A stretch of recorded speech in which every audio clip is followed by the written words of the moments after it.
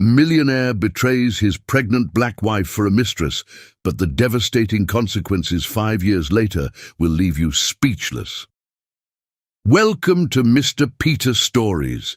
Share your name and city in the comments, and don't forget to subscribe for more amazing stories. The crystal champagne flutes clinked softly against Nerissa Crafton's silver serving tray as she navigated through the maze of wealthy guests in the Loyer Estate's magnificent garden. At 23, with her dark curls pinned neatly beneath her waitress cap and her uniform pressed to perfection, she was just another invisible servant at Eleanor Loy's extravagant garden party, or at least she was supposed to be. "Champagne, sir?" she offered automatically, her eyes downcast as protocol demanded. But when she looked up, her breath caught in her throat. Mal Loy, the heir to the billion-dollar Loy Industries empire, was staring at her with an intensity that made her cheeks flush. "I've never seen you here before," he said, his voice carrying none of the condescension she'd come to expect from the elite guests who frequented these parties. His dark eyes sparkled with genuine interest, and for a moment Nerissa forgot about the social chasm between them. "It's my first week, Mr. Loy," she managed to reply, struggling to maintain her professional composure. At 6 feet tall, with broad shoulders and classical features that wouldn't look out of place on a Renaissance painting, Mal Loy was even more handsome up close than the magazine suggested. "Please call me Mal," he said, taking a champagne flute from her tray. His fingers brushed against hers for a fraction too long to be accidental.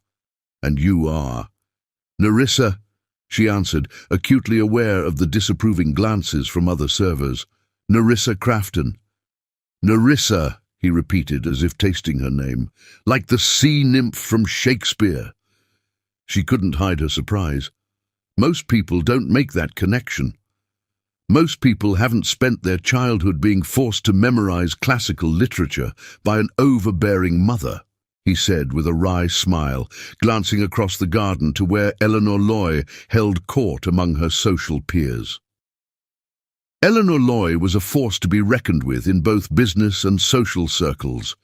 Her steel-grey hair was always perfectly coiffed, her designer clothes impeccable, and her expression perpetually caught between a smile and a sneer. Even from a distance, Nerissa could feel the woman's calculated gaze sweeping the party like a searchlight. "Speaking of my mother," Mal continued, "she's been trying to introduce me to every eligible socialite in the city. I could use a rescue. What time does your shift end?" Nerissa's heart skipped a beat. "Mr. Loy, Mal, I don't think that would be appropriate." "Probably not," he agreed, his smile turning mischievous. "But I've never been very good at appropriate. Meet me by the rose garden at 9? The party will be winding down by then."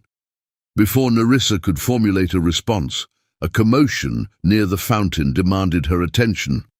One of the guests had dropped their glass, and her supervisor was frantically gesturing for her to clean it up. When she looked back, Mal had disappeared into the crowd, leaving her to wonder if she had imagined the entire encounter. The rest of her shift passed in a blur of serving drinks and dodging Eleanor Loy's critical stare. As 9 o'clock approached, Nerissa found herself facing an internal battle. Meeting Mal would be professional suicide. If they were caught, she'd certainly lose her job. But something about his genuine smile and the way his eyes had lit up when she recognized the Shakespeare reference tugged at her heart. At precisely 9, she found herself walking toward the rose garden, her uniform exchanged for the simple blue dress she'd worn to work. The garden was a masterpiece of landscape architecture, with climbing roses creating natural archways and the sweet perfume of hundreds of blooms filling the air. Mal was already there, his tie loosened and jacket discarded, looking more relaxed than he had during the party. He held 2 glasses of wine and a conspiratorial grin. "I was afraid you wouldn't come," he said, handing her a glass. "I almost didn't," Nerissa admitted, accepting the wine but not drinking it. "This could cost me my job." "I would never let that happen," Mal said seriously. but I had to see you again. There's something different about you, Nerissa. You're not like anyone else at these parties." "You mean I'm not rich?" she asked, a hint of defensiveness creeping into her voice. "I mean you're real," he replied, stepping closer. "Do you know how many conversations I had today about stock portfolios and summer homes? But you recognized a Shakespeare reference and blushed when I looked at you. That's more genuine than anything I've experienced in years." Under the moonlight, surrounded by roses and the distant sounds of the party, Nerissa felt like she had stepped into a fairy tale, but she wasn't naive.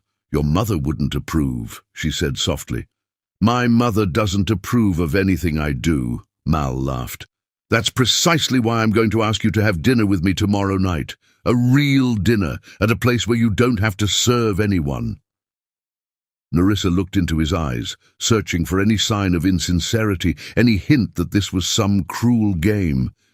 Instead, she found something that made her heart race: hope, admiration, and maybe, just maybe, the beginning of something extraordinary. "Yes," she heard herself say, even as her mind screamed about the complications and consequences. "I'd like that." What Nerissa couldn't see was Eleanor Loy watching from her second-floor balcony, her perfectly manicured nails digging into her palms as she watched her son with the waitress.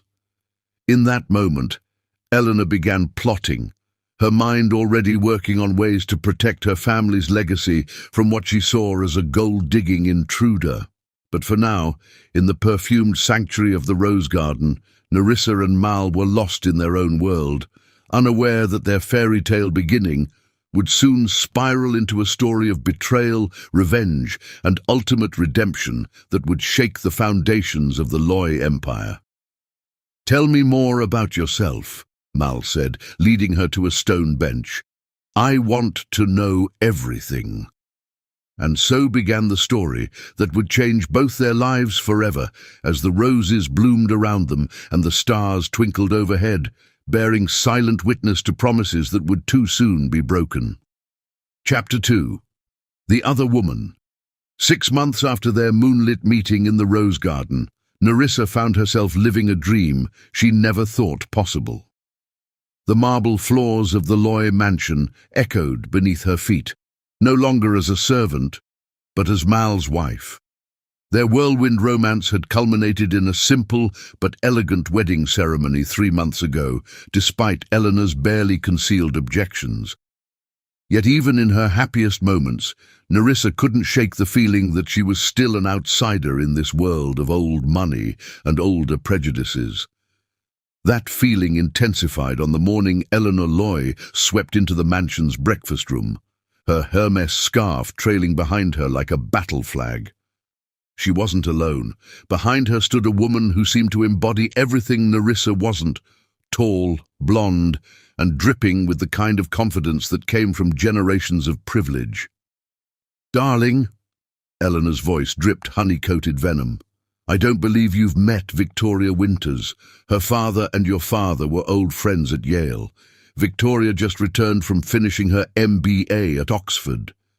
Mal looked up from his newspaper, and Nerissa caught something flicker across his face. Recognition, perhaps, or something more. Victoria stepped forward with practiced grace, her Louboutin heels clicking against the marble floor.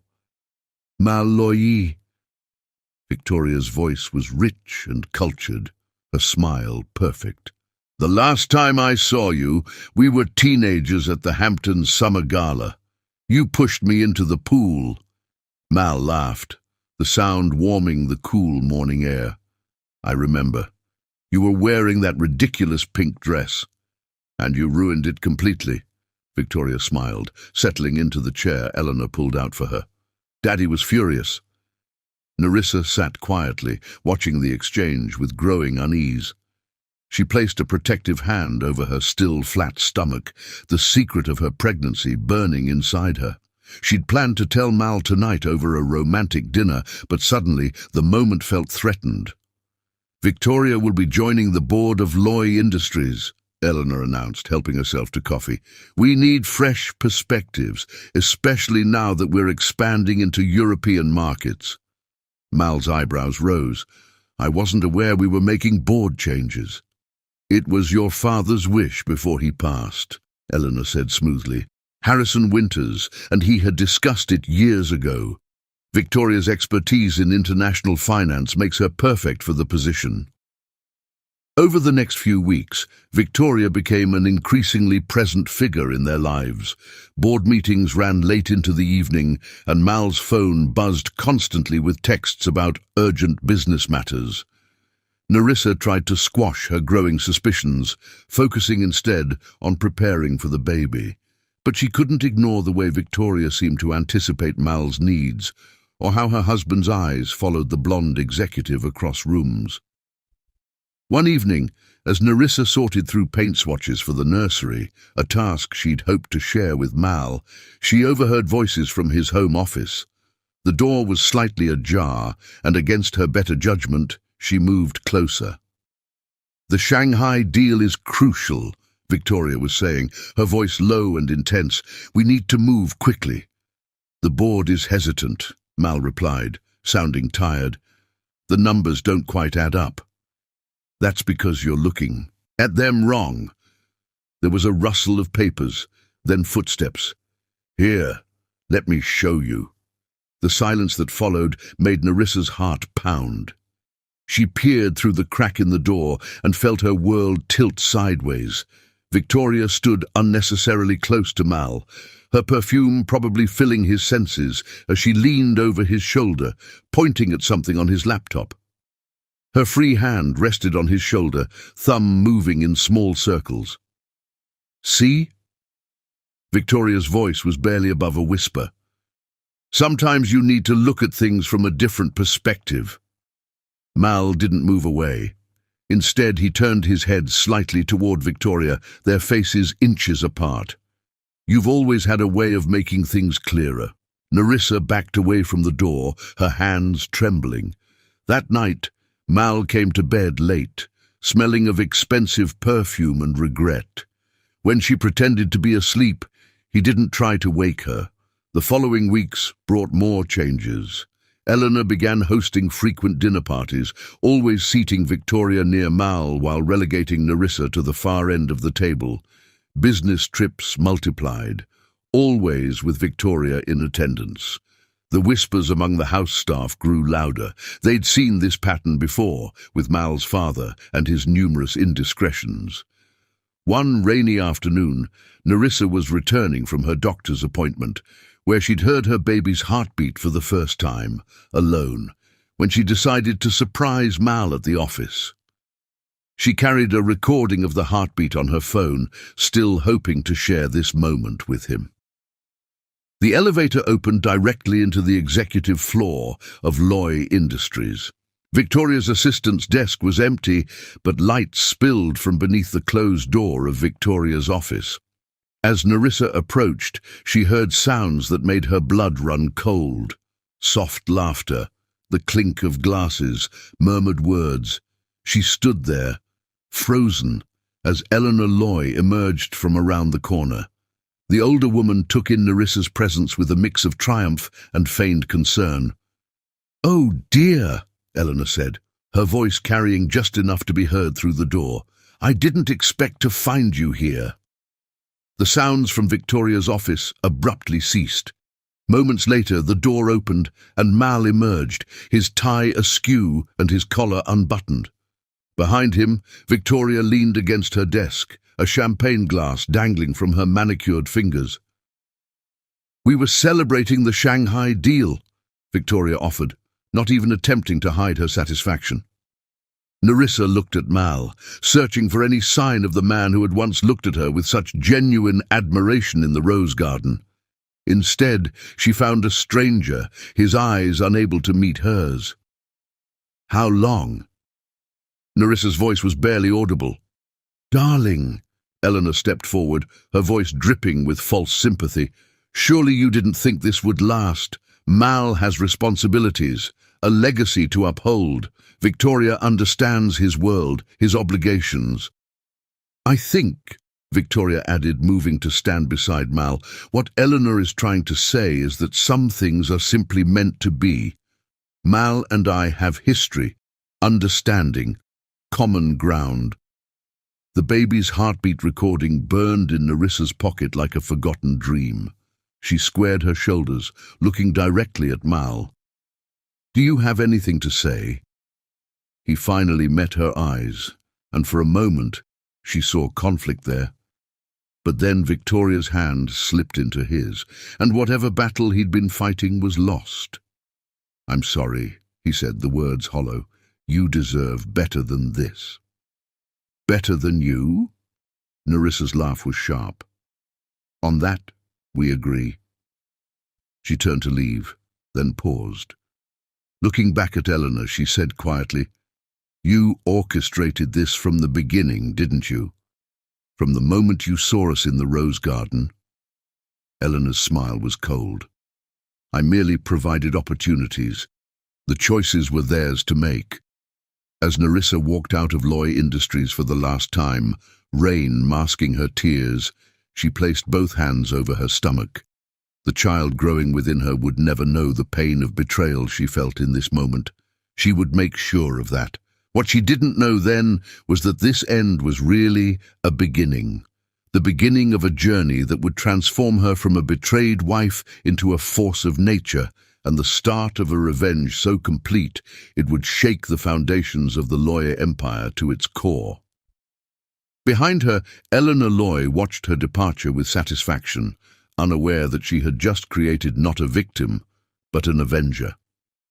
Victoria celebrated her victory with expensive champagne, not knowing she was merely a pawn in a game bigger than she could imagine. And Mal, for all his wealth and power, had just made the biggest mistake of his life, one that would haunt him long after the triumph of this moment faded into bitter regret. Chapter 3. The Betrayal. The rain hadn't stopped for 3 days, as if the heavens themselves were mourning alongside Nerissa. She sat in the library of the Loy mansion, her hands protectively cradling her 5-month pregnant belly, watching raindrops race down the floor-to-ceiling windows. The grandfather clock's steady ticking counted down the moments until her world would officially shatter. She'd spent the last week in a daze after discovering Mal's affair, refusing to leave the mansion despite Eleanor's not-so-subtle suggestions that she should take some time away. The staff walked on eggshells around her, their pitying glances more painful than any words could be. Some had been here long enough to remember similar scenes playing out with Mal's father and his various indiscretions. History repeating itself in the most cruel way. The sound of car tires on wet gravel drew her attention. Through the rain-streaked glass, she watched a convoy of vehicles approach. Mal's black Bentley, Eleanor's silver Mercedes, and behind them, Victoria's red Tesla, right on schedule for the execution. Nerissa's hand found the locket around her neck, a gift from Mal on their wedding day. Inside was a tiny picture of them in the rose garden where they first met, both laughing at some forgotten joke. She'd worn it every day since, but now its weight felt like a noose. The mansion's heavy front door opened, and voices echoed through the marble hallway. Nerissa didn't turn around when they entered the library. She could picture them perfectly. Eleanor in her designer suit, probably Chanel, Victoria hovering at Mal's side like a vulture in stilettos, and Mal himself, torn between his guilt and his desire to get this over with. Nerissa. Mal's voice was strained, formal. We need to talk. About what? She asked, still watching the rain. About how you've been sleeping with Victoria. About how your mother orchestrated this entire thing. Or about how you're going to try to justify throwing away your pregnant wife. The sharp intake of breath behind her suggested that perhaps Victoria hadn't known about the pregnancy. Good. You're pregnant? Victoria's voice wavered slightly. Now Nerissa turned, facing them with dry eyes and straight shoulders. 5 months. I tried to tell you the day I found you in Victoria's office, Malaysia. I had just heard our baby's heartbeat for the first time. Alone. Mal's face paled, but Eleanor stepped forward, ever the puppet master. "This changes nothing," she said smoothly. "Arrangements will be made, of course. The child will want for nothing." "Arrangements?" Nerissa laughed, the sound brittle. "Is that what we're calling it when you discard a pregnant woman like yesterday's garbage?" "Be reasonable," Eleanor's voice hardened. "You must have known this couldn't last. Mal needs someone who understands our world, our responsibilities. Victoria comes from the right background, has the right connections." "And spread her legs at the right time?"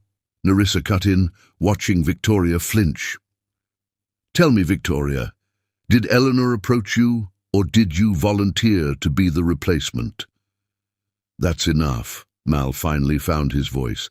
"This isn't Victoria's fault." "No," Nerissa agreed, standing up. "It's yours. You're the one who made vows to me. You're the one who promised love, loyalty, and forever. You're the one who's choosing to walk away from your child." She moved to the antique desk, where she'd left the ultrasound photos from her last appointment. Picking them up, she walked to Mal and pressed them into his hands. "It's a girl," she said softly. "She has your profile already. I hope she doesn't inherit your capacity for cruelty." Mal stared at the photos, his hands trembling slightly. For a moment, something like regret crossed his face, but Victoria's hand on his arm seemed to steel his resolve. "My lawyers have prepared a generous settlement," he said, not meeting her eyes. "You'll be well taken care of." "Keep your money," Nerissa interrupted, reaching up to unclasp the locket. "I'd rather have my dignity." The necklace made a soft clicking sound as she set it on the desk. Eleanor cleared her throat. "Don't be foolish, dear. Think of the child." "I am thinking of my child," Nerissa's voice was steel. "I'm thinking I don't want her to grow up believing that money can buy morality, or that betrayal is acceptable if it comes with a big enough check." She turned to Victoria, who had been trying to maintain her composure.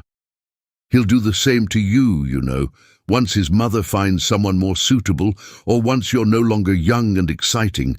Ask the staff about Mal's father if you don't believe me." Victoria's perfectly made-up face showed a flicker of uncertainty, but she lifted her chin. "Our situation is different. Mal and I have history." "You have manipulation and convenience," Nerissa corrected. "I had love, real, pure, honest love, until you and Eleanor poisoned it." Thunder crashed outside, as if emphasizing her words. Eleanor moved toward the drink cart, her hands slightly unsteady as she poured herself a scotch. "The movers will come tomorrow," she said, trying to regain control of the situation. "All your personal belongings will be packed and delivered to whatever address you provide." Nerissa walked to the library doors, then turned for one last look at the three people who had destroyed her world. "You know what the saddest part is? I actually believed in you, Mal. I thought you were different from your father. I thought what we had was real." "It was real," Mal said quietly. "It just wasn't enough." "No," Nerissa agreed. "Your cowardice made sure of that." She left the library with her head high, refusing to give them the satisfaction of seeing her break.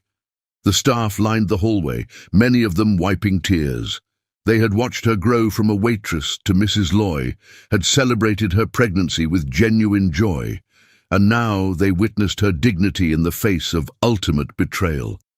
Martha, the head housekeeper, who had been with the family for 30 years, pressed something into her hands as she passed. A thick envelope.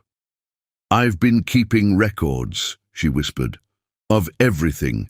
Eleanor's schemes, the business dealings, all of it. Maybe someday it'll be useful." Nerissa squeezed the older woman's hand in silent gratitude and slipped the envelope into her bag. She paused at the front door, looking back at the grand staircase she had once descended as a bride. The portrait of Mal's father hung there, his eyes holding the same weak kindness she now recognized in his son's. The rain soaked her immediately as she stepped outside, but she didn't run for cover. Let them watch from the windows as she walked away, her head unbowed. Let them think they had broken her. Let them believe this was the end of her story. They didn't know that endings could be beginnings in disguise.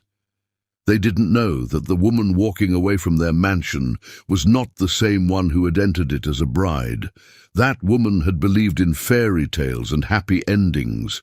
This woman understood that sometimes you had to write your own ending, even if it meant burning the whole story down and starting over.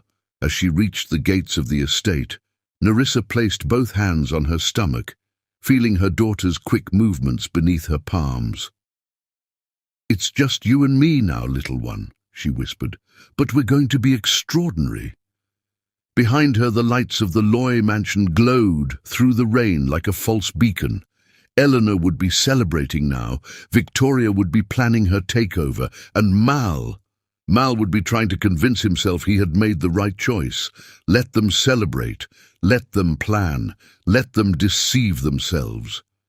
They had no idea what they had just created. In the taxi that arrived to pick her up, Nerissa opened Martha's envelope. Inside were documents, photos, and handwritten notes detailing years of corporate manipulation, tax evasion, and ethical breaches, the seeds of justice, or revenge, depending on how you looked at it. As the taxi pulled away from the Loy estate, Nerissa allowed herself one small smile. They thought they were writing her out of their story, but really, they had just given her the pen to write her own. Chapter 4. Rock Bottom. The one-bedroom apartment in the city's East End was a far cry from the Loy mansion, but Nerissa found a strange comfort in its simplicity. 6 months pregnant now, she sat cross-legged on her second-hand couch, surrounded by newspaper clippings and printouts.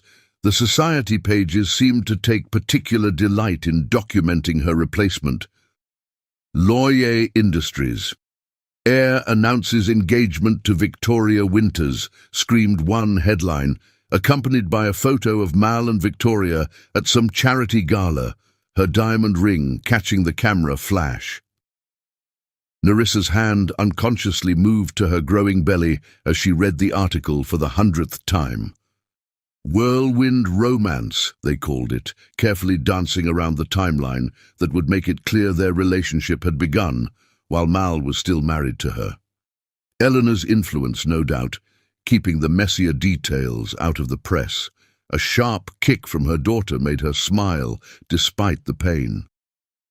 "You don't like those stories either, do you, little one?" The apartment buzzed with the sound of her ancient air-conditioning unit struggling against the summer heat. On her coffee table, Martha's envelope lay open, its contents meticulously organized into categories: financial irregularities, board manipulation, tax schemes, and personal indiscretions. The former housekeeper had been more thorough than anyone could have imagined, documenting nearly 2 decades of the Loy family's secrets. A knock at the door startled her from her thoughts. Through the peephole she saw James Chen, the lawyer who had helped her refuse Mal's settlement. He'd taken her case pro bono, saying something about karma and justice that had made her wonder if he had his own history with the Loys. "You look terrible," he said by way of greeting, setting down his briefcase and loosening his tie. "When's the last time you ate something that didn't come from a vending machine?" Nerissa gestured vaguely at an empty takeout container. "I had Chinese. Yesterday. Or maybe it was Tuesday." James frowned, pulling out his phone. "I'm ordering real food, and then we're going to talk about what you're doing with all this." He nodded at the papers scattered around her. While they waited for the food, Nerissa showed him what she'd discovered in Martha's records. James's eyes widened as he read through the documents. "This is comprehensive," he said finally. "Martha must have been planning this for years." "She watched Eleanor destroy other women before me," Nerissa explained. "She kept everything, hoping someone would eventually use it." The doorbell rang, their food arriving, and James insisted they clear the coffee table before eating. Over pad thai and spring rolls, he studied her with concern. "You know," he said carefully, "you could use this information to negotiate a better settlement, private schools, trust funds, comfortable life for you and the baby." "No." Nerissa's voice was firm. "I don't want their money. I want—" "Revenge," James supplied. "Justice," she corrected, but her smile was sharp. "Although I suppose the line between the two can be rather thin." James leaned back, considering her. "What exactly are you planning?" Nerissa stood, moving to the window. Below, the city sprawled out, its lights twinkling like fallen stars. Somewhere out there, Mal and Victoria were probably celebrating their engagement, while Eleanor pulled strings to ensure everything appeared perfect on the surface. "Did you know I was studying business administration before I met Mal?" she said suddenly. "Night classes at the community college. Everyone assumes I was just a waitress who got lucky, but I had dreams of my own." "I didn't know that," James admitted. "3 semesters completed with straight A's," she continued. "I stopped when we got married because Mal said I didn't need to work anymore. Funny how things turn out." She turned back to face James, her eyes glinting with determination. "I'm going back to school. Online classes, business and finance. I'm due in 3 months, and I'll need flexibility." "And the information," James gestured at Martha's documents. "That's for later," Nerissa said. "Much later, when they've forgotten about me, when they think they're safe." A particularly strong kick made her pause, placing both hands on her belly. "She's active tonight." James watched her for a moment, then reached into his briefcase. "I've been doing some research of my own," he said, pulling out a file. "The Loye Empire isn't as solid as it appears. Their Asian markets are shaky, and their European expansion is built on some questionable partnerships. One wrong move could bring it all down," Nerissa finished. She sat back down, picking up her abandoned tea. "Tell me more."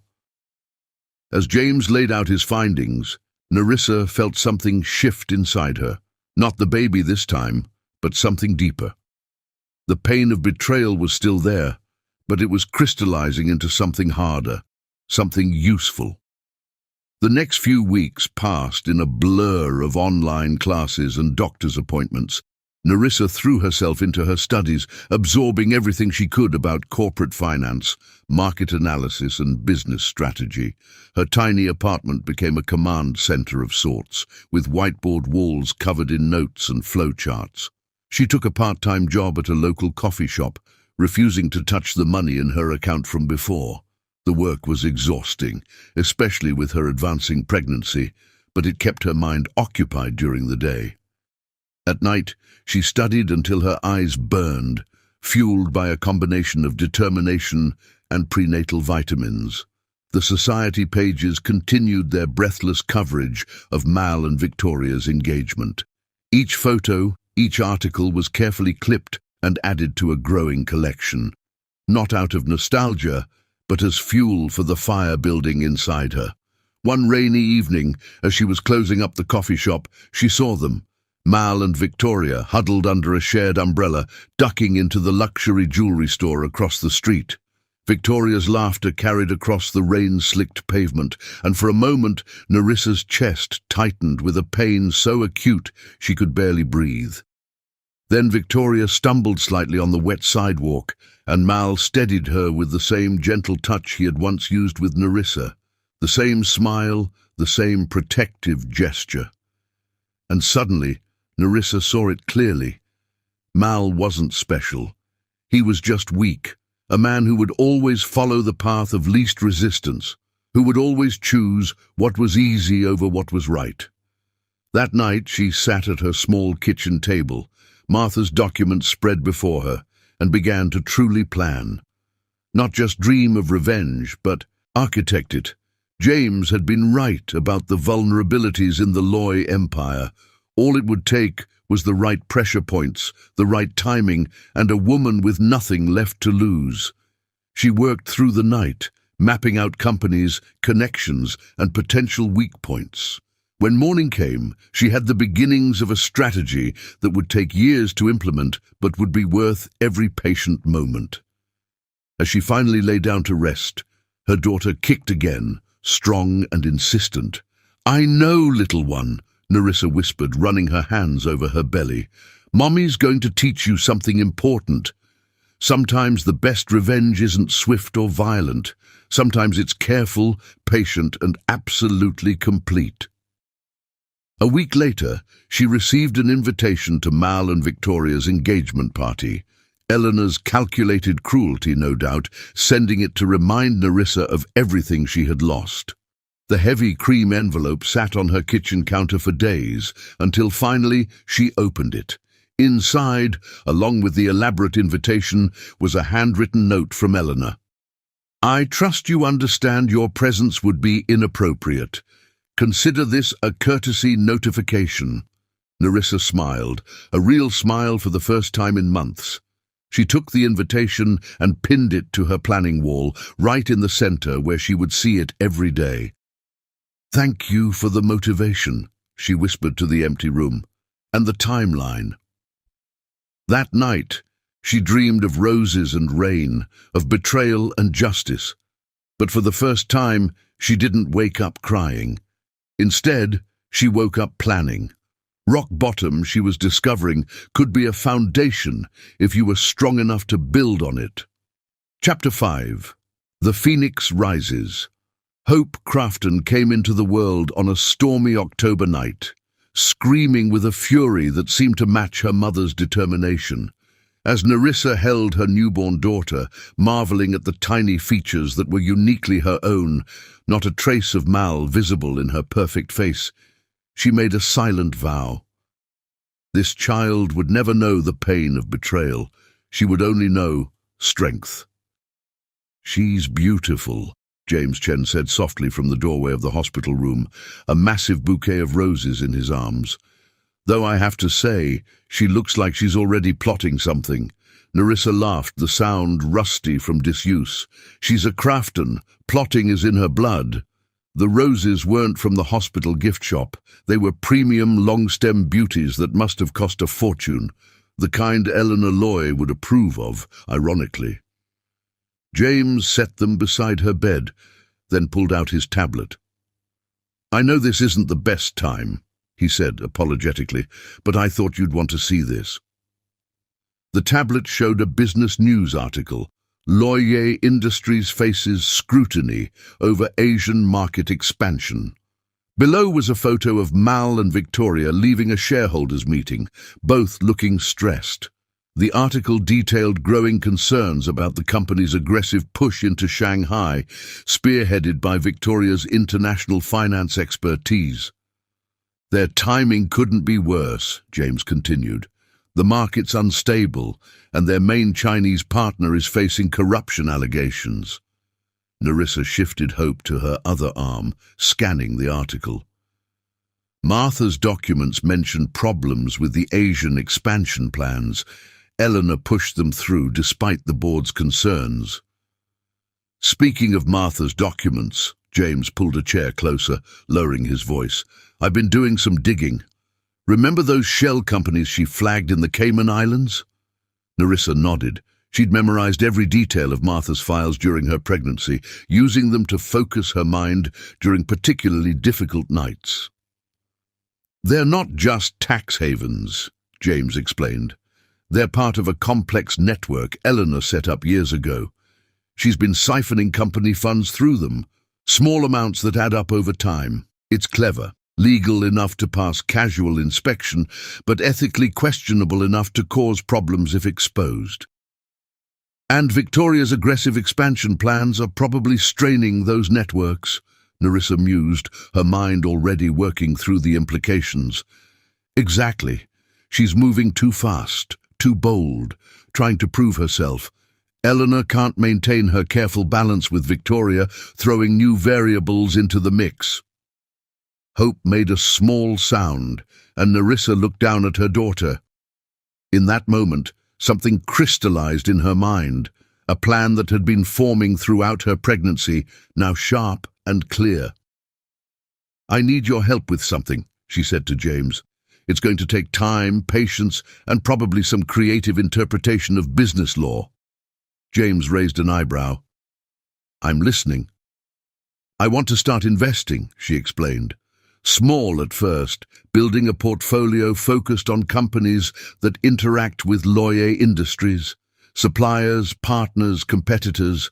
I've been studying the market during my pregnancy, and I've identified some patterns." "With what capital?" James asked gently. "You're still refusing Mal's money." Nerissa smiled. "I've been saving everything I make at the coffee shop. It's not much, but it's a start. And—" she hesitated, then continued, "I sold my engagement ring. The one piece of jewelry I kept from my marriage.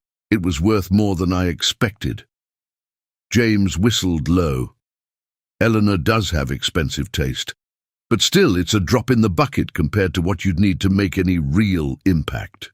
"That's where you come in," Nerissa said. "I need introductions, connections, people who might be interested in backing a new player in the market, people who might have their own reasons for wanting to see the Loys taken down a few pegs." "That's ambitious," James said carefully, "and potentially dangerous. Eleanor has a lot of influence." "Eleanor has a lot of enemies too," Nerissa countered. "Martha's documents proved that. We just need to find the right ones." Hope chose that moment to start fussing, and Nerissa automatically began to rock her, a motion that was already becoming natural. James watched them both, his expression thoughtful. "I might know some people," he said finally, "but you'll need more than just capital. You'll need a solid plan, impeccable timing, and—" "A new identity," Nerissa finished, "at least in the business world. The wronged ex-wife of Mal Loy won't be taken seriously, but a fresh face with insider knowledge and a killer instinct, that's someone people might bet on." Over the next few months, as Hope grew from a newborn to an infant, Nerissa's plan took shape. During the day, she was the dedicated single mother, working her coffee shop job, taking care of her daughter, living a quiet, unremarkable life. But at night, after Hope was asleep, she transformed. James introduced her to carefully vetted investors, people who had their own histories with the Loys, who saw the potential in her strategic mind and burning determination. She started small, making conservative investments that showed consistent returns. Each success built her credibility, each profitable quarter added to her war chest. She created a new professional persona, Neri Craft, a sharp-eyed investment specialist who seemed to have an uncanny ability to predict market trends. The name was close enough to her own to feel natural, but different enough to avoid immediate connection to her past. 6 months after Hope's birth, she made her first significant move. A small manufacturing company that supplied specialized parts to Loy Industries was struggling, its stock price dropping. Using a combination of her own money and backing from her new investors, she acquired a controlling interest through a series of discreet purchases. The company's board was surprised to find their new majority shareholder was a young woman with innovative ideas for modernization and expansion. Within 3 months, she had turned the company around, making it more profitable than ever, and quietly raising its prices to Loy Industries by just enough to impact their bottom line without justifying a supplier change. It was a small victory, but it proved her concept. More importantly, it proved to her investors that she could deliver results. One evening, as she was reviewing quarterly reports with Hope, sleeping peacefully in her portable crib nearby, she received a text from James. "Turn on the business news." The television showed Mal and Victoria at another press conference, but something was different. The strain between them was visible now, their practiced smiles not quite reaching their eyes. The reporter was discussing growing concerns about Loyer Industries' expansion plans, with several major projects facing delays and cost overruns. "Sources suggest internal tensions between traditional management and newer leadership," the reporter said, the camera focusing on Victoria's tight expression. The company's stock has dropped 12% this quarter." Narissa muted the television, a small smile playing on her lips. She walked to the window of her new apartment, modest by Loy standards, but significantly better than her first post-divorce home. The city lights sparkled below, and somewhere out there, Eleanor Loy was probably having a very unpleasant evening. Hope stirred in her crib, making the soft sounds that usually preceded waking. Narissa lifted her daughter, breathing in her sweet baby scent. "Watch and learn, little one," she whispered. "Mommy's teaching you that sometimes the best revenge isn't quick or flashy.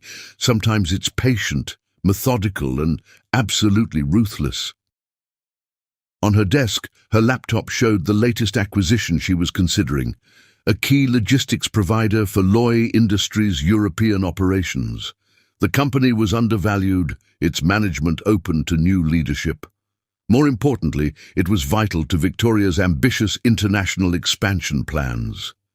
Narissa looked at Hope, then at the laptop, then at the muted television still showing Mal's strained face. "The phoenix rises from ashes," she murmured, "but first it has to burn everything down."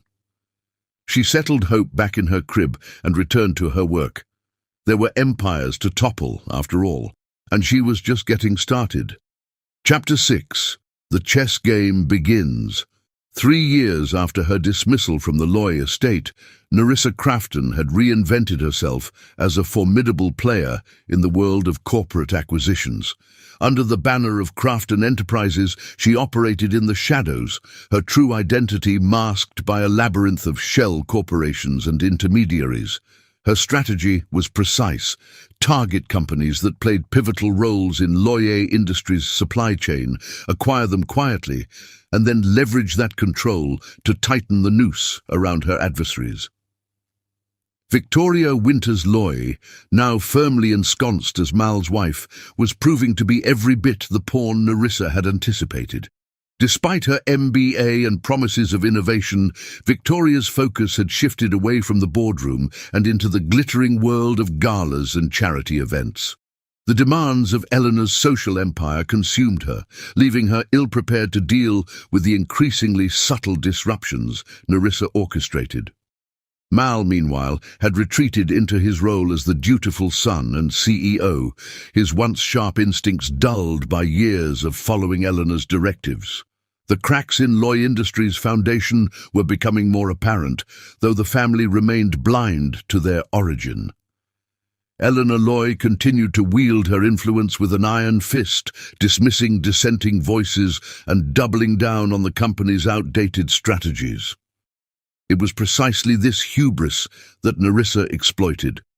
Her latest move had been a stroke of brilliance, acquiring Greystone Logistics, a mid-sized shipping company responsible for nearly 40% of Loy Industries' European distribution.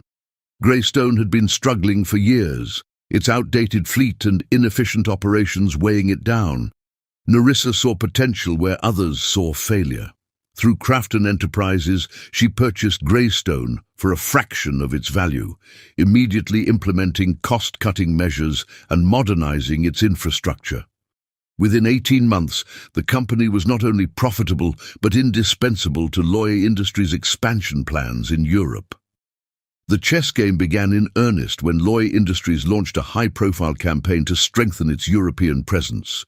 Victoria had championed the initiative, touting it as a personal triumph, while Mal and Eleanor basked in the reflected glory. But as the campaign rolled out, delays began to mount. Key shipments failed to arrive on schedule, sparking whispers among shareholders and competitors.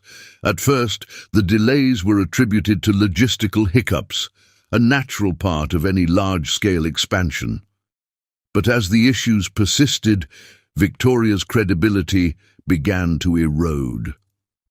Narissa watched from her modest yet elegant office, sipping tea as she reviewed the latest reports from Greystone. Every late shipment, every missed deadline, was another move on the board, another step closer to her endgame. Her network of allies had grown considerably. James Chen remained a trusted confidant, his legal expertise invaluable in navigating the complex world of corporate takeovers. Through him, Nerissa had cultivated relationships with other disillusioned former associates of the Loye family, people who had been cast aside or underestimated by Eleanor's machinations. These allies provided her with insider knowledge, helping her predict and counter Loye Industries' every move. One such ally was Samuel Dreyer, a former CFO who had resigned under mysterious circumstances years ago. Samuel had been privy to Eleanor's more questionable financial dealings and was all too happy to share his insights with Nerissa. Together, they identified a series of vulnerabilities within Loye Industries' financial structure, particularly in its reliance on offshore accounts and shell companies. Armed with this information, Nerissa began her next phase.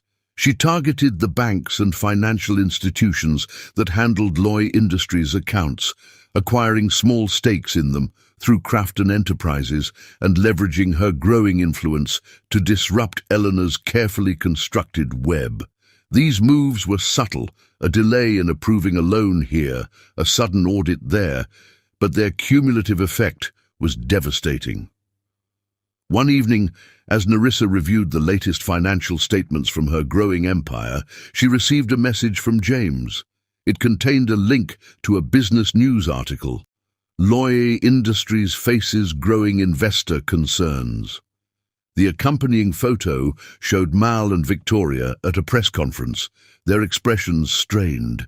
The article detailed the company's recent struggles, citing missed revenue targets and declining stock prices. Shareholders were reportedly growing restless, questioning the leadership's ability to navigate the challenges of a rapidly evolving market. Nerissa allowed herself a small smile. The chess game was progressing beautifully.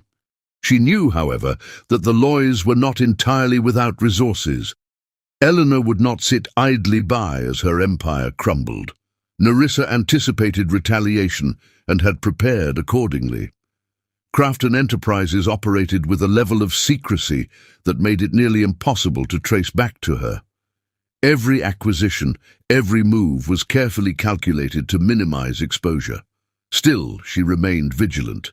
Her nights were spent poring over financial reports, market analyses, and legal documents, while her days revolved around raising Hope. Now, a curious and precocious toddler, Hope was Nerissa's anchor, her reason for persevering. As Loye Industries continued to falter, Nerissa made her boldest move yet. She approached one of their key competitors, Monarch Innovations, with a proposal for a strategic partnership. Monarch had long been overshadowed by Loye Industries, but had the potential to outpace them with the right support. The partnership was a resounding success. With Nerissa's backing, Monarch launched a series of innovative products that captured market share from Loye Industries. The media hailed it as a David and Goliath story, further tarnishing the Loye name.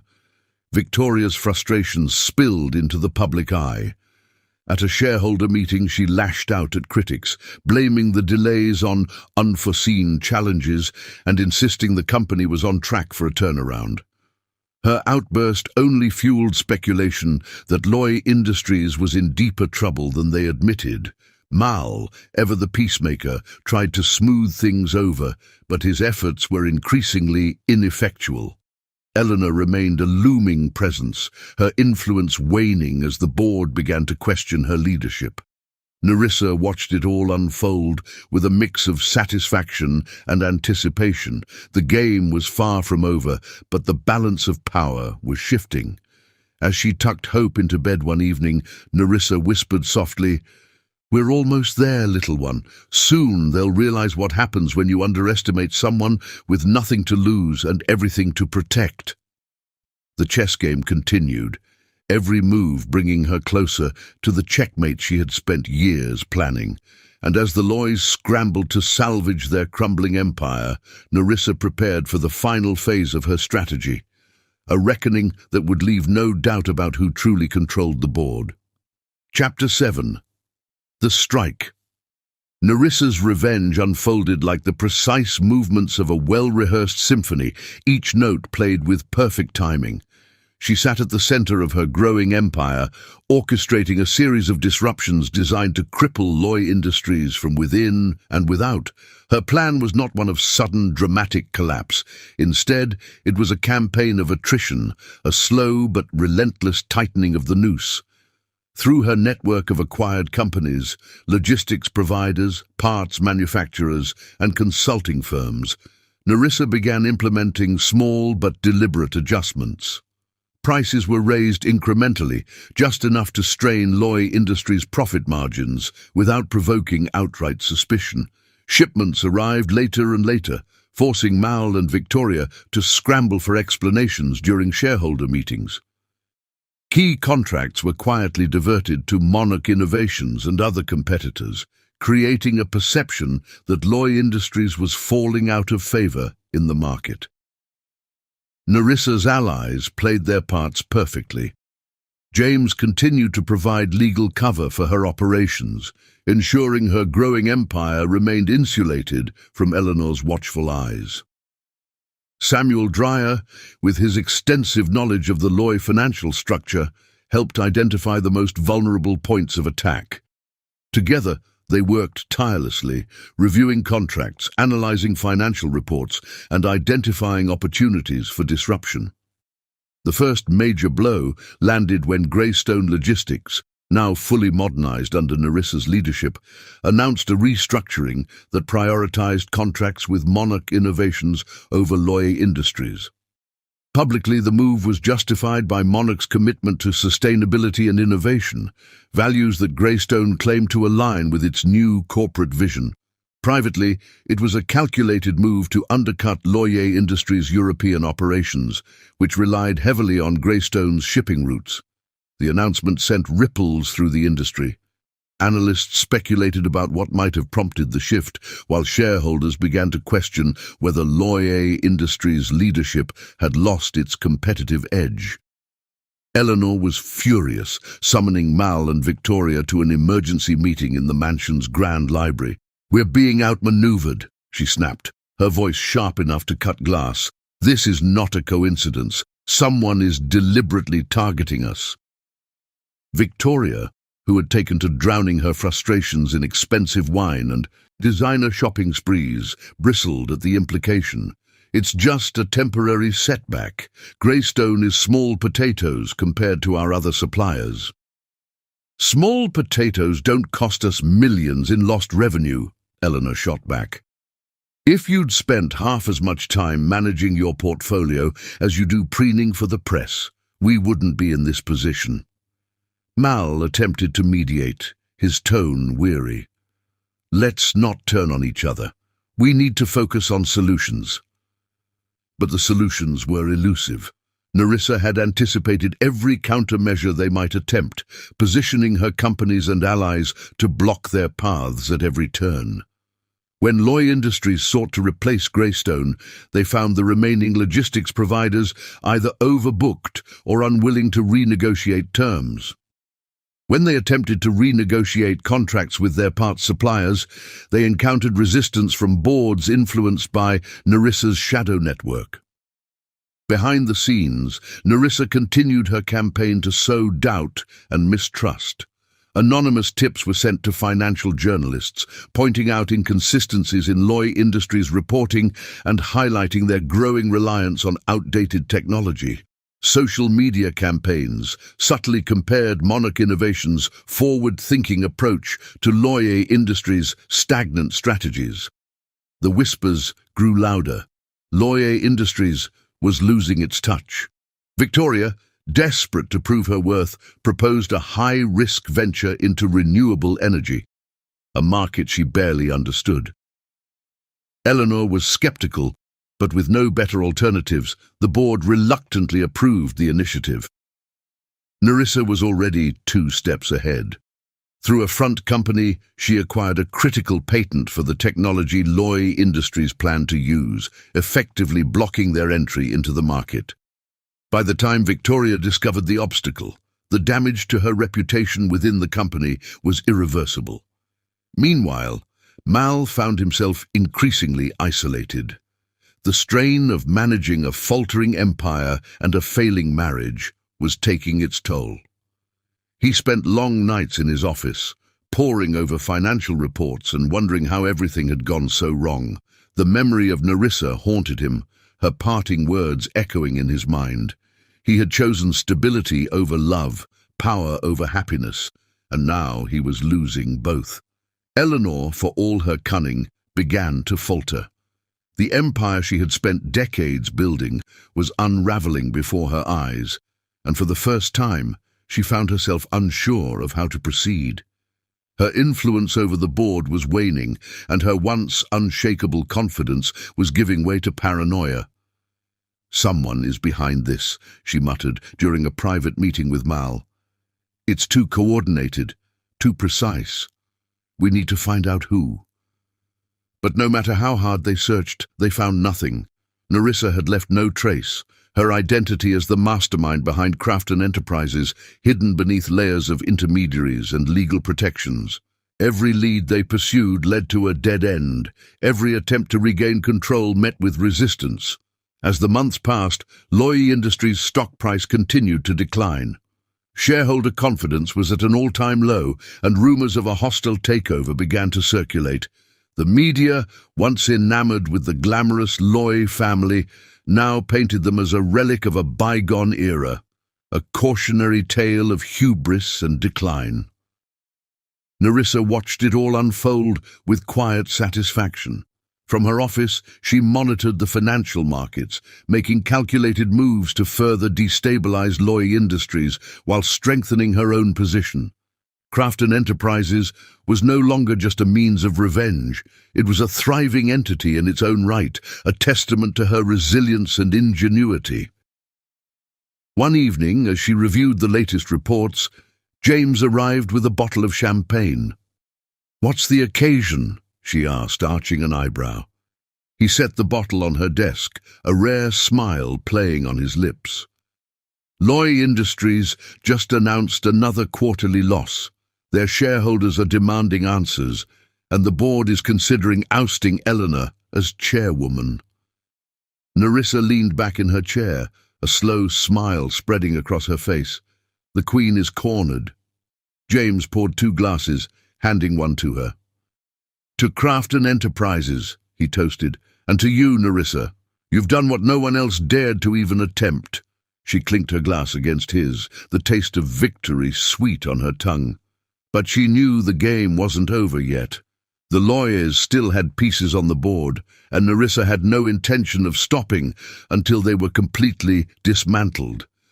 As the night wore on, she found herself reflecting on how far she had come. 3 years ago, she had been a broken woman, cast out and humiliated. Now she was a force to be reckoned with, her name whispered in boardrooms and financial circles with a mixture of awe and trepidation. Her revenge was nearly complete, but she wasn't done yet. The final moves of her strategy were already in motion, and when the time came, the Loys would finally understand the full extent of her power. For now, she allowed herself a moment to savor the triumph. The chess game was nearing its end, and Narissa held all the pieces. The strike had been delivered, but the checkmate was still to come. Chapter 8. The Fall. The annual shareholders' meeting was meant to be a showcase of Loy Industries' resilience. Eleanor Loy had meticulously prepared for weeks, determined to quash the growing unease among investors. The ballroom of the Grand Riverton Hotel gleamed with polished opulence, its chandeliers reflecting the optimism Eleanor tried to project. Yet, beneath her poised exterior, she was battling an unshakable dread.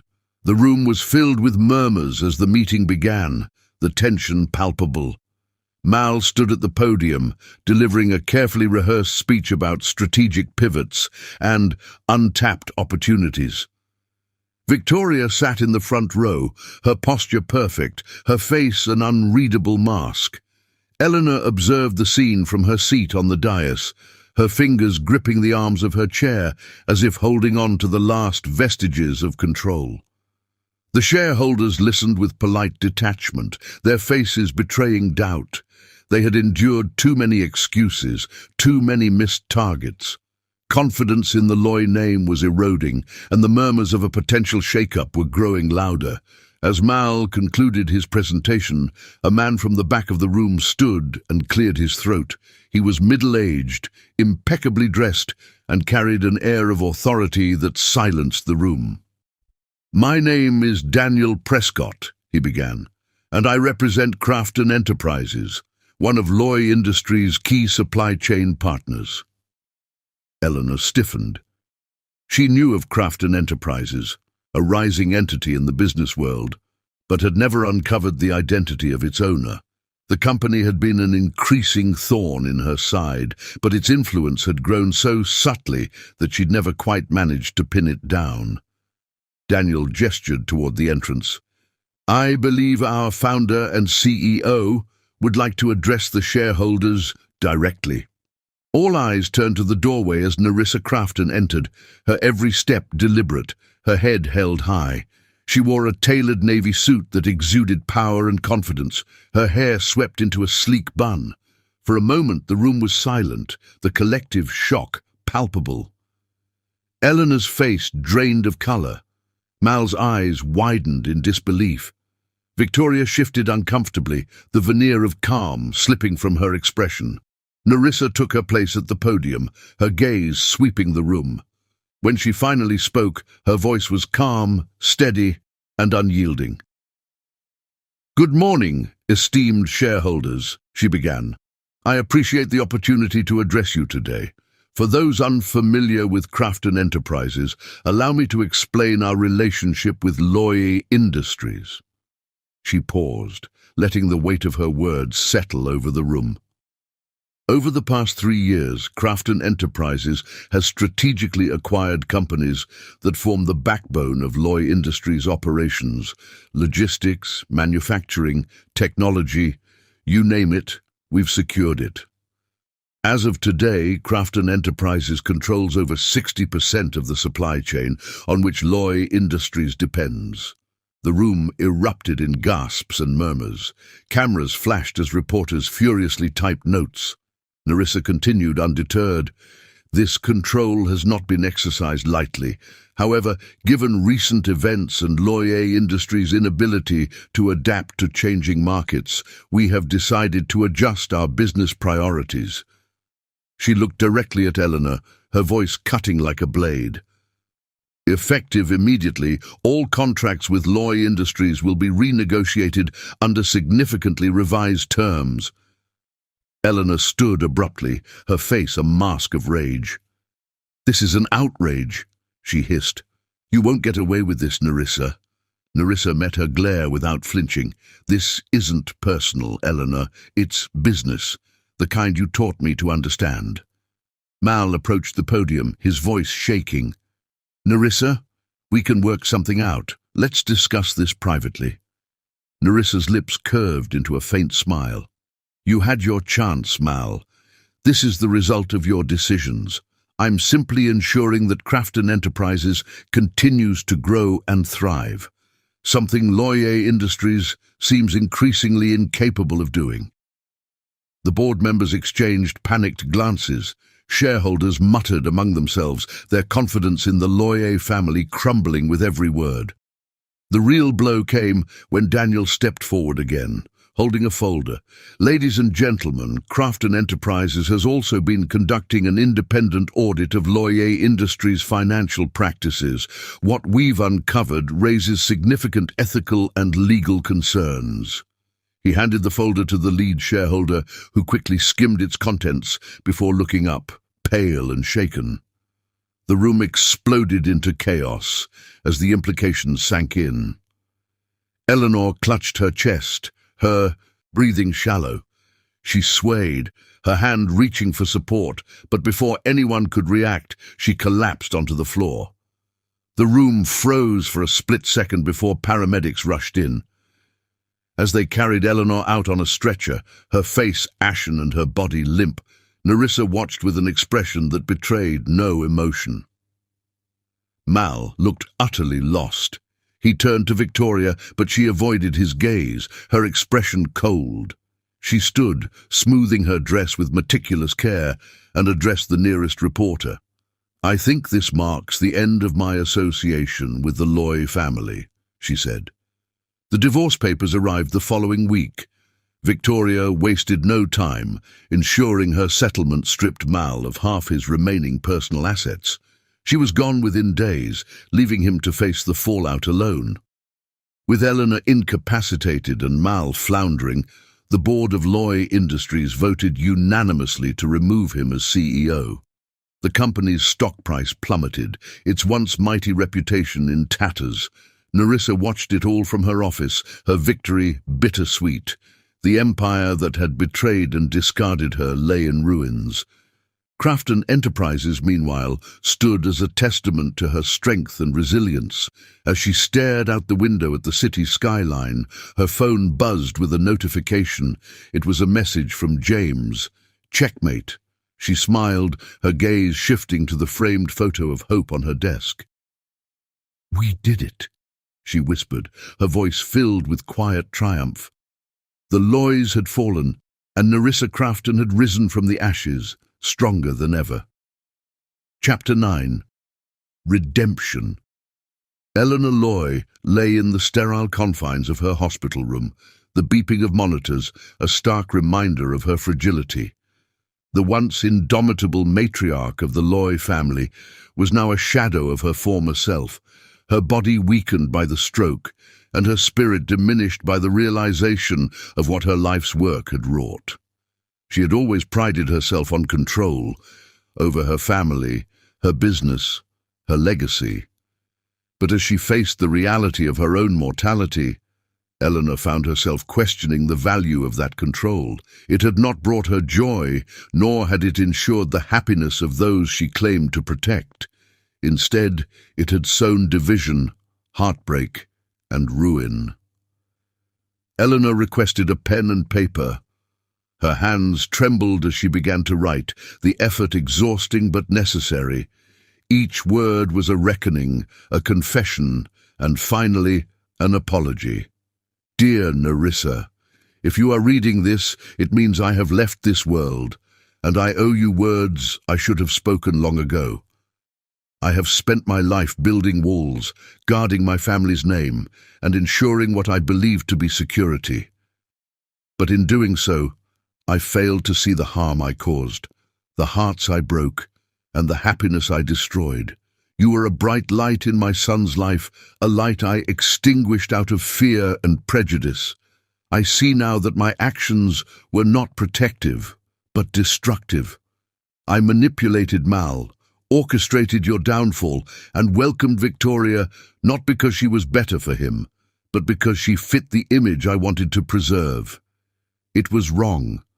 I was wrong, and I am sorry.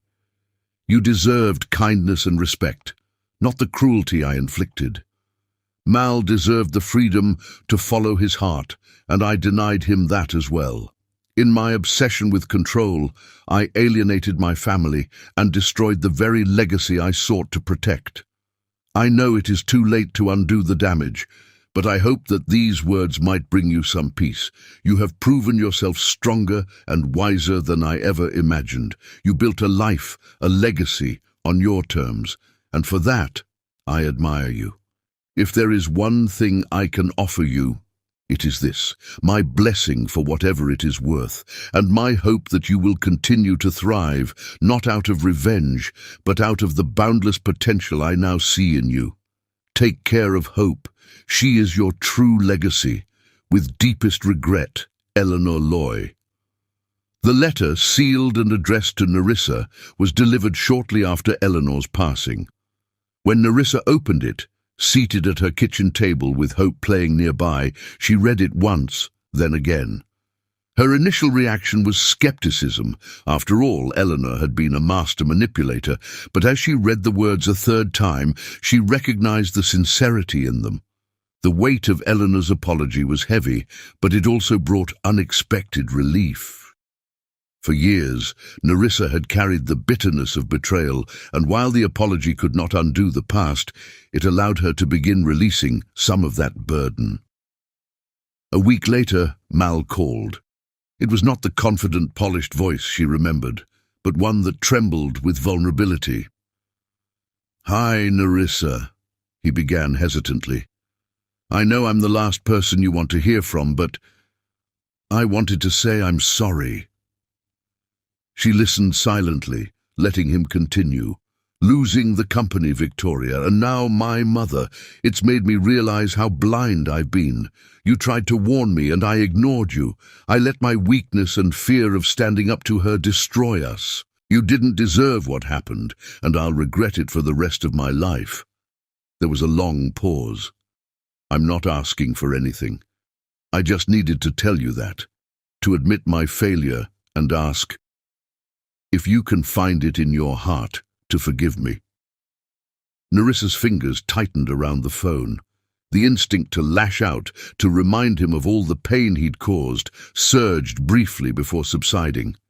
She glanced at Hope, who was giggling as she stacked her toy blocks. "I forgive you," she said quietly. "Not for your sake, but for mine.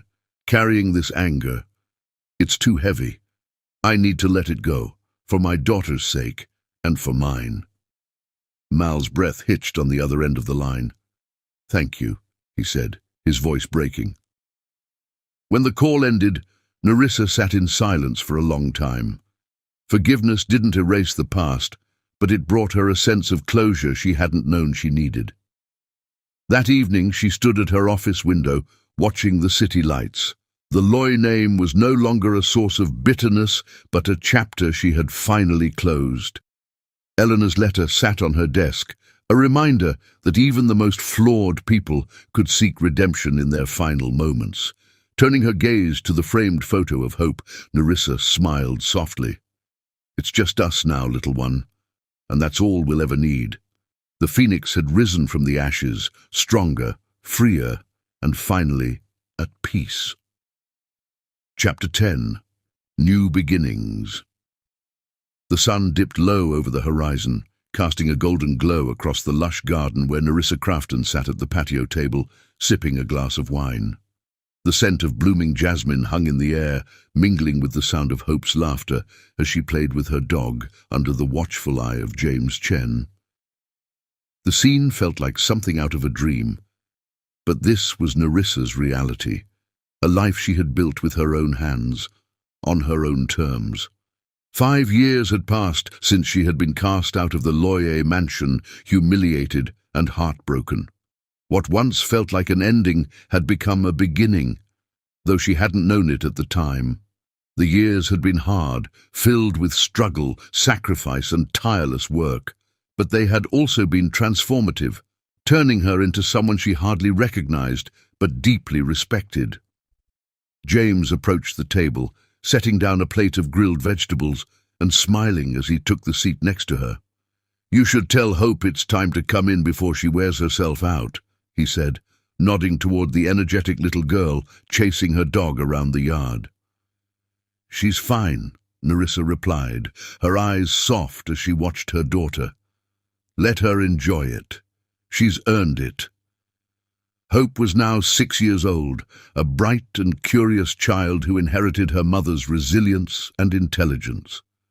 She had no memory of the turmoil surrounding her early years, and Nerissa was determined to keep it that way. To Hope, life was full of love, laughter, and endless possibility, a far cry from the world Nerissa had once feared she might inherit. James poured himself a glass of wine and leaned back in his chair, studying Nerissa.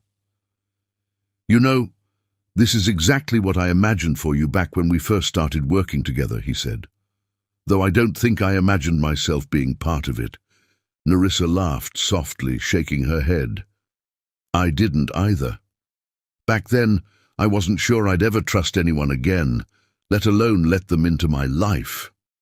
James nodded, his expression thoughtful. "You had every reason not to.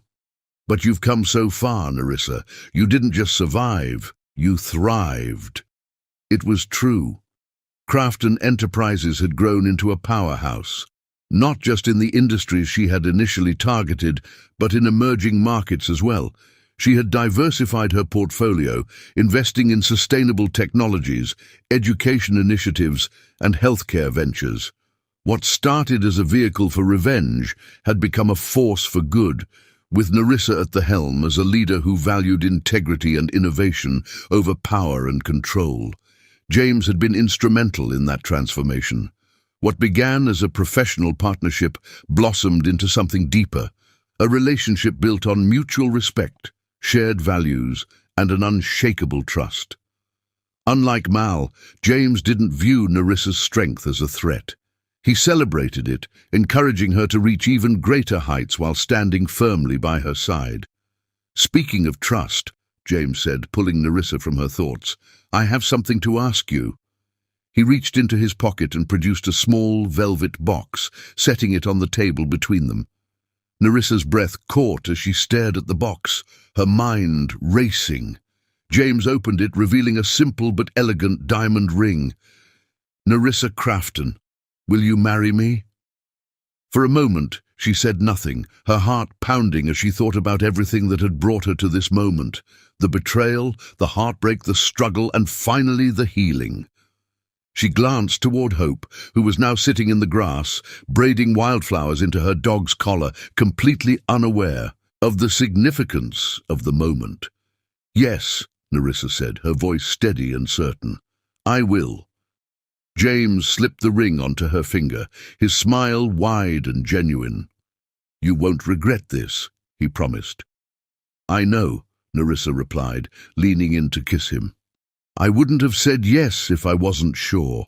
As they sat together, watching the sunset and the little girl who had become the center of their world, Narissa felt a peace she hadn't known in years. She thought back to the woman she had been 5 years ago, broken, angry, and consumed by a need for justice. That woman would have been astounded by the life she had built, not just for herself, but for Hope and the family they were creating together. Meanwhile, Mal Loyer was living a very different reality. After the collapse of Loyer Industries, he had started over with a small consulting firm, focusing on helping struggling businesses rebuild. It was humbling work, far removed from the luxury and power he once took for granted. But it had taught him the value of trust, honesty, and integrity, lessons he wished he had learned sooner. Occasionally, Mal would see Narissa and Hope at industry events. She had become a respected figure in business circles, her success a testament to her vision and determination. Mal would watch from afar, noting how her presence lit up the room, how effortlessly she commanded respect. Hope was growing into a vibrant, confident young girl, and Mal could see the love and stability that surrounded her. He never approached them. He knew his place in their lives was gone, and he had no right to disrupt the happiness they had built. Instead, he watched with quiet admiration, grateful that Narissa had found the peace and fulfillment he had once denied her. As the evening deepened, Narissa and James called Hope inside. The three of them sat together on the couch, reading bedtime stories and laughing over Hope's animated retellings of her adventures in the garden. When Hope finally drifted off to sleep, Narissa tucked her in and stood for a moment, watching her daughter's peaceful face. "Sometimes," she whispered, "life doesn't just give us second chances. It shows us that the first one wasn't what we needed." In the end, Narissa's revenge wasn't about destroying Mal or Eleanor's empire. It was about reclaiming her own power and creating a life that mattered. She had lost a husband, but gained an empire, lost a family, but built a stronger one. And as she stood in the quiet warmth of her home, Narissa Crafton knew she had found exactly where she was meant to be. Rise above betrayal. To every woman who has faced betrayal and heartbreak, remember, betrayal is not the end of your story. It is the beginning of a new chapter. Like Narissa Crafton, you have the power to transform pain into purpose and loss into strength. Betrayal may break you for a moment, but it can never define you. What defines you is how you rise, how you rebuild, and how you reclaim your life on your own terms. Your worth is not tied to anyone's actions or approval. It is intrinsic, unshakable, and yours to own. Let this story remind you that the most meaningful revenge is not in destruction, but in creation, building a life that reflects your strength, your resilience, and your dreams. Surround yourself with people who uplift you, embrace your potential, and never fear standing tall in the face of adversity. Sometimes life's hardest trials are the catalysts for your greatest triumphs. Trust in your ability to rebuild, even when it feels impossible. The pain you endure today is the foundation of the wisdom and strength you will carry tomorrow. You are more than what happened to you. You are what you choose to become. Rise, shine, and thrive. Your story is far from over, and the best is yet to come. Life's hardest trials lead to the greatest triumphs. Subscribe for more inspiring stories and motivation.